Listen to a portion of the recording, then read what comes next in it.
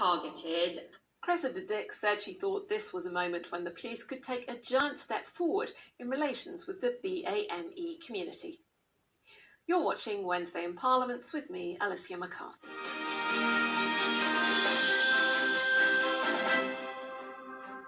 The UK's most senior civil servant, Sir Mark Sedwill, has called being briefed against a regrettable feature of modern politics.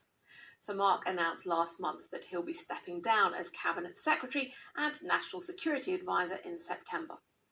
Boris Johnson has announced that the Security Advisor will now be a separate role.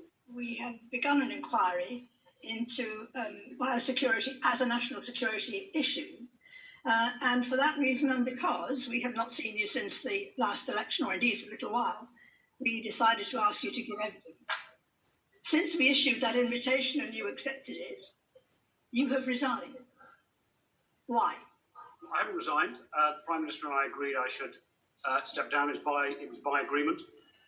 And that was essentially because we had concluded that it was time to split the jobs again, to have a separate National Security Advisor, a separate Cabinet Secretary. The combined model was right for the period of my tenure, but it's as we move into this next phase of dealing with the COVID recovery and so on, we concluded that we needed a separate National Security Advisor, a separate Cabinet Secretary. Those people should see the Prime Minister through the rest of this Parliament, and therefore we agreed it was the right time for me to step down and allow my successors to take over and support him through the rest of this Parliament.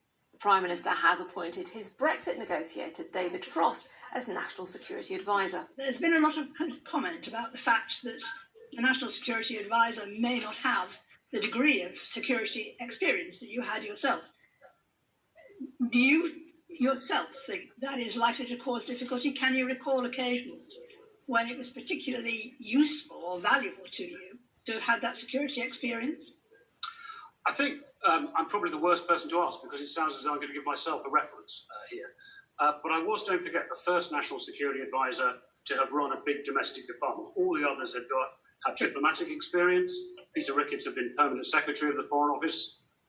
Kim Darroch and Mark Grant had been Senior Ambassadors. But they hadn't run the Home Office. They didn't have a massive domestic security experience. That was, I think, what I was able to bring to the job as well as my diplomatic career. And of course, David Frost himself is a very experienced diplomat. He was an ambassador. He led the strategy function in the Foreign Office before taking up a different career and then returning to government as a political advisor.